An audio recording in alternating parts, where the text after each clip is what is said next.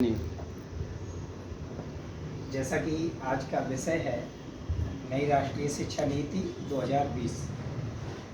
तो नई राष्ट्रीय शिक्षा नीति को देखने से पहले हम जानते हैं शिक्षा क्या है।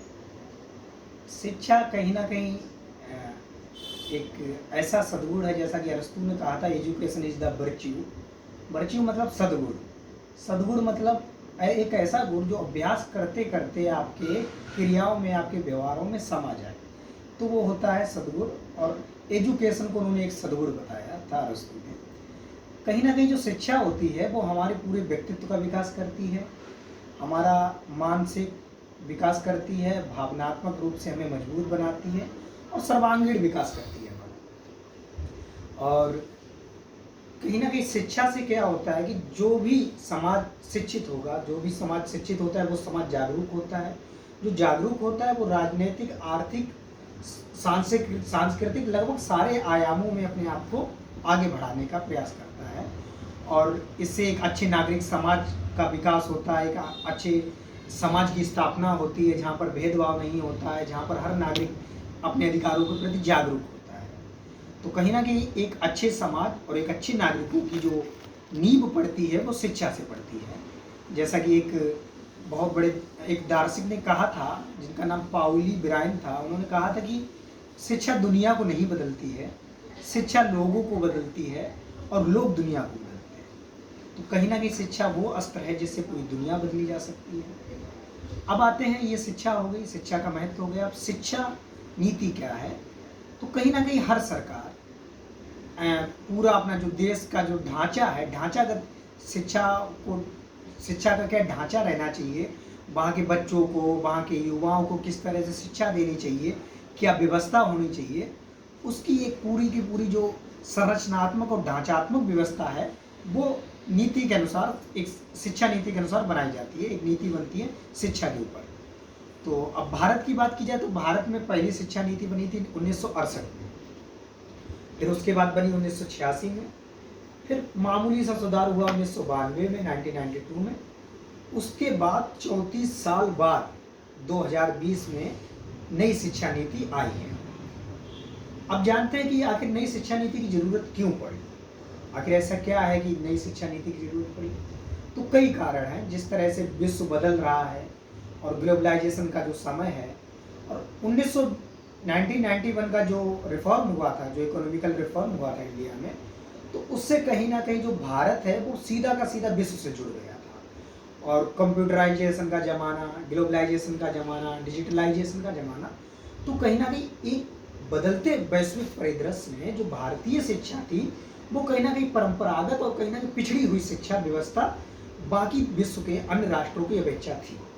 तो बहुत जरूरी था कि एक ऐसी नई शिक्षा नीति बने जो सारे पहलुओं को समेटे। इस वजह से नई शिक्षा नीति 34 साल बाद 2020 में नई शिक्षा नीति। अब नई शिक्षा नीति ये वाली है क्या, आखिर इसमें क्या बदलाव हुए? तो इसके यदि बदलाव देखा जाए तो इसे हम 3 भागों में बांट सकते हैं। पहला प्रारंभिक शिक्षा, जिसमें हमारे प्रारंभिक शिक्षा में हम कह सकते हैं कि जो स्कूल की शिक्षा है, जो विद्यालयी शिक्षा है वो। दूसरा जो बदलाव आया है वो उस स्तर में आया है जब आप स्कूल की, विद्यालय की शिक्षा पूर्ण करके आप कॉलेज में जाते हैं, वो वाली शिक्षा। तीसरा बदलाव आया ढांचागत और संरचनात्मक। तो ये 3 मेजर बदलाव आए हैं। तो पहला अगर हम बात करें विद्यालयी शिक्षा में क्या बदलाव आया है, तो वहाँ पर एक नया कॉन्सेप्ट लागू किया गया, वो किया गया 5334 का। 5334 एक कहीं ना कहीं बंटवारा है कुछ सालों का, कि इस प्रारंभिक 5 वर्षों में बच्चे को क्या क्या करना है, फिर प्रारंभिक, फिर उसके बाद के 3 सालों में क्या करना है, फिर 3 साल और फिर 4 सालों में क्या क्या करना है, और किन किन कक्षाओं से होकर एक बच्चे को गुजरना है। तो अब सबसे पहले बात करते हैं 5334 की। सबसे पहले करते हैं बात 5 की। तो इसमें क्या है कि जब बच्चा जैसे ही आगे बढ़ेगा, बच्चा जैसे 3 साल का होगा, तो बच्चे को क्या किया जाएगा कि प्रारंभ के जो बच्चे के 3 वर्ष हैं, जैसे प्रारंभिक के 3 वर्ष हैं, जैसे 5 साल है, 5 साल में उसे 5 वर्ष की शिक्षा दी जाएगी, 5 साल उसे शिक्षा दी जाएगी। अब 5 साल को डिवाइड किया गया है 3 में और 2 में। तो प्रारंभिक के जो 3 साल हैं उनमें क्या किया जाएगा कि विद्यार्थी को आंगनवाड़ी में भेजा जाएगा, जहाँ पर उसे कुछ ना तो उससे एग्जाम लिए जाएंगे, ना कुछ कोई सारी चीज़ें होंगी, इस तरह का कोई सारा चीज़ नहीं होगा।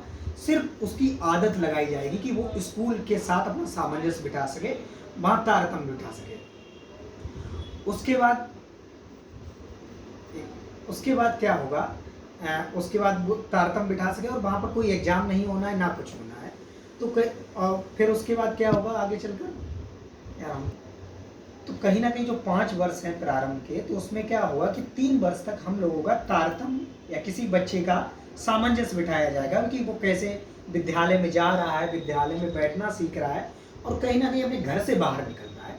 तो सबसे बड़ी उपलब्धि ये होगी कि वो प्रारंभिक के 3 वर्षों में वहाँ खेलना कूदना खाना और विद्यालय के परिवेश में खुद को स्थापित करना सीखे। फिर इन्हीं 5 साल में ये 3 साल बीत गए, बचे जो 2 साल हैं उसमें उसकी पहली कक्षा और दूसरी कक्षा की पढ़ाई होगी। उसमें सिर्फ पढ़ाई होगी, कोई एग्जाम नहीं होगा, किसी तरह का कोई दबाव नहीं होगा, ना किसी तरह की कोई चीज़ होगी। तो कहीं ना कहीं प्रारंभिक के जो 5 वर्ष हैं उसमें बच्चे को सिखाया जा रहा है कि वो बैठना सीखे, वो पढ़ना सीखे, उसका पढ़ाई के प्रति लगाव हो। तो ये 5 साल ऐसे बीते। फिर आए 3 वर्ष।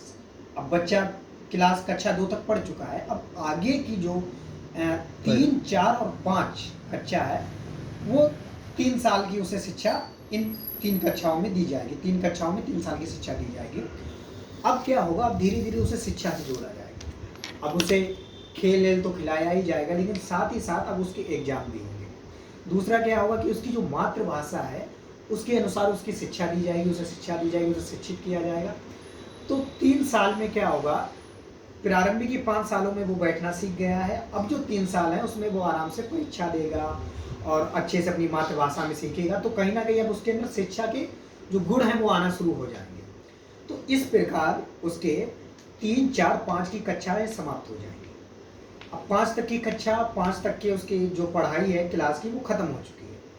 अब जो आने वाले 3 वर्ष हैं उसमें क्या होगा, उसकी कक्षा 6, 7, 8 की पढ़ाई होगी। इसमें क्या होगा, अब बच्चा स्कूल में रहना सीख चुका है, बच्चा का जो कनेक्शन वो पढ़ाई से भी लग चुका है, बच्चा एग्जाम भी देने लगा है। अब उसे वोकेशनल कोर्स सिखाए जाएंगे, उसे कंप्यूटर एजुकेशन दी जाएगी। वोकेशनल कोर्स में उसे कई तरह की जो जैसे मतलब स्किल्स हैं वो सिखाई जाएंगी।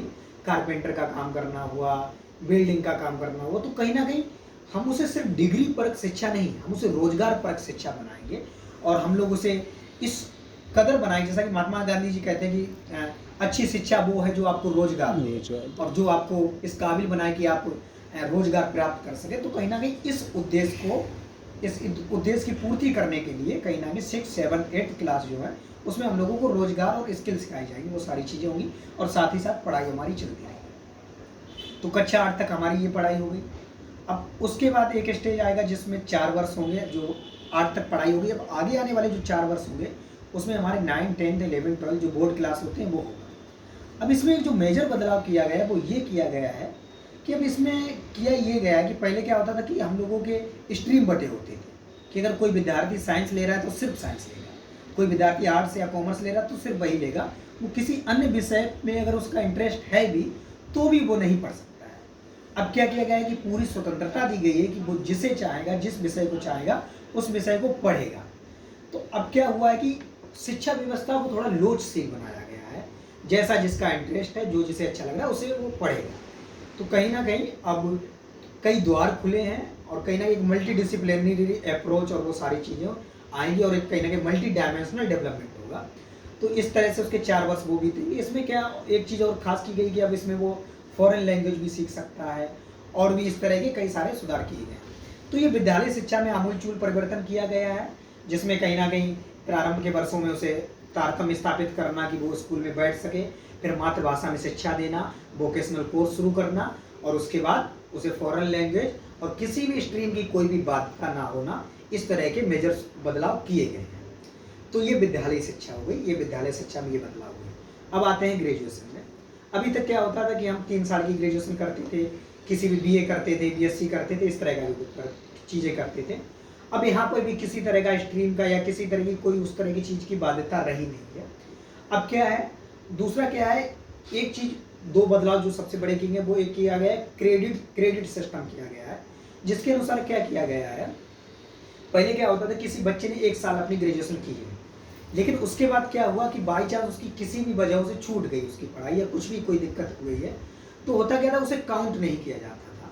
अब उसे क्या होगा, अब उसे काउंट किया जाएगा। उसे अगर उसने 1 साल की है तो उसे सर्टिफिकेट बोला जाएगा, 2 साल की है तो डिप्लोमा, 3 साल की है तो उसे डिग्री, 4 साल की है तो उसे रिसर्च बोला जाएगा। तो कहीं ना कहीं आपके हर साल आपका महत्वपूर्ण होगा। अब ऐसा नहीं है कि आपने 2.5 साल कर लिया, अंतिम साल नहीं कर पाया तो आपको बिल्कुल ग्रेजुएट नहीं माना जाएगा। अब आपको क्रेडिट मिलेंगे जो आपकी नौकरियों में भी सहायता देंगे।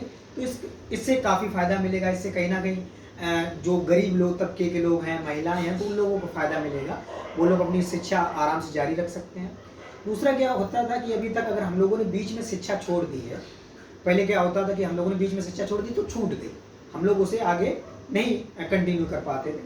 अब अगर किसी शख्स ने बीच में शिक्षा छोड़ दी है, उसके बाद भी वो क्या कर सकता है कि बाद में भी 2-3 सालों बाद, अगर हो सकता है उसके पास पैसों की कमी है या हो सकता है कोई महिला है उसकी शादी हो गई है, तो उसके बाद भी वो चाहे तो अपनी शिक्षा को जारी कर सकती है। तो उससे कहीं ना कहीं महिला सशक्तिकरण और इन सारी चीज़ों पर फायदा मिलेगा। तो ये बदलाव किए गए हैं।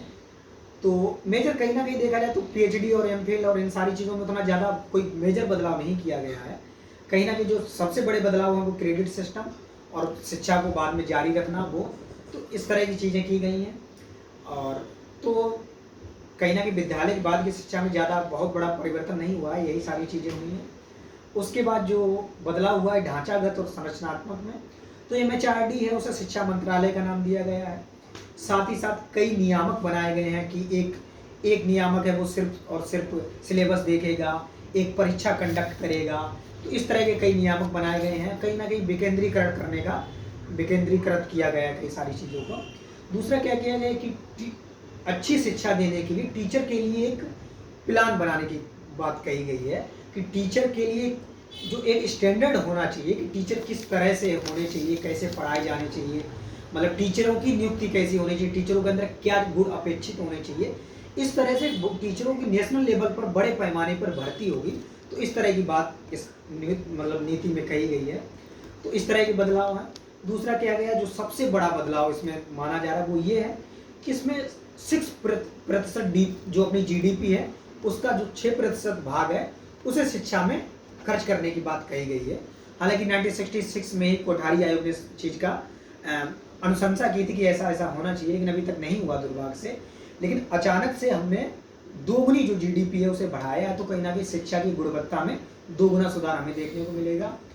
तो अगर देखा जाए तो ढांचागत और संरचनात्मक बदलाव काफ़ी हुए। एनसीईआरटी और एससीईआरटी को अलग अलग करके उनका एक अलग कोर्स और वो सारी चीज़ें करने का प्रयास किया गया है।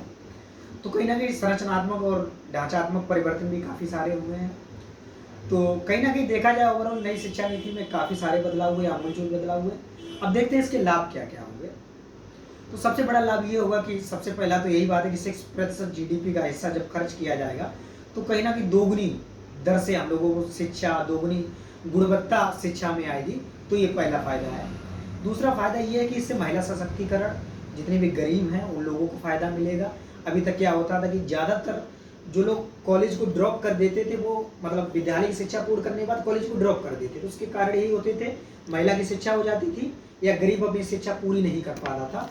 अब क्या होगा, उन्हें क्रेडिट सिस्टम की बदौलत और पढ़ाई को बाद में भी जारी रखने की जो मोहलत दी गई है, उससे क्या होगा, वो शादी के बाद या जब भी उनके पास वित्त का सुदृढ़ीकरण हो जाए उसके बाद वो जारी रख सकते हैं। तो इस तरह का फायदा मिलेगा। तीसरा, कहीं ना कहीं हमारी जो मातृभाषा है, हमारी क्षेत्रीय भाषा है, उनका संरक्षण होगा और कहीं ना कहीं बच्चों को बहुत आसानी से चीज़ें समझ में आएंगी जब वो अपने ही स्थान का, अपनी मातृभाषा को सीखेगा, अपनी मातृभाषा को समझेगा। तो इस तरह के जो बदलाव हुए हैं तो वो बहुत काफ़ी प्रशंसनीय है। दूसरा क्या है, सबसे बड़ी चीज़ ये भी हुई है कि वोकेशनल कोर्स को शुरू करना। जैसा कि समय समय में हमारी जनसंख्या बढ़ रही है, काफ़ी रोजगार की कमी है, बेरोजगारी काफ़ी ज़्यादा बढ़ रही है। तो ऐसे में कहीं ना कहीं सिर्फ शिक्षा के ही बदौलत हम लोग सिर्फ सरकारी ही नौकरी पा लें, ऐसा असंभव है। तो कहीं ना कहीं हम लोगों के अंदर स्किल ऐसी होनी चाहिए जो हम लोग खुद से ही रोजगार को डेवलप कर सकें या फिर हम लोग खुद रोजगार पा सकें। तो ये वोकेशनल कोर्स को शुरू करना एक अच्छी शुरुआत है। और एक लाभ ये भी है कि अब सरकार ने अनुमति दी है कि जितने भी फॉरेन कॉलेज हैं जितने भी टॉप 100 फॉरेन कॉलेज है वो हमारी कंट्री में आकर सेट हो सकती हैं और वो यहाँ पर शिक्षा का प्रसार कर सकती हैं। तो इससे कहीं ना कहीं भारतीय छात्रों को सीधा सीधा वैश्विक शिक्षा से जोड़ने का एकदम एक उन्हें मौका मिलेगा, एक उन्हें अपॉर्चुनिटी मिलेगी।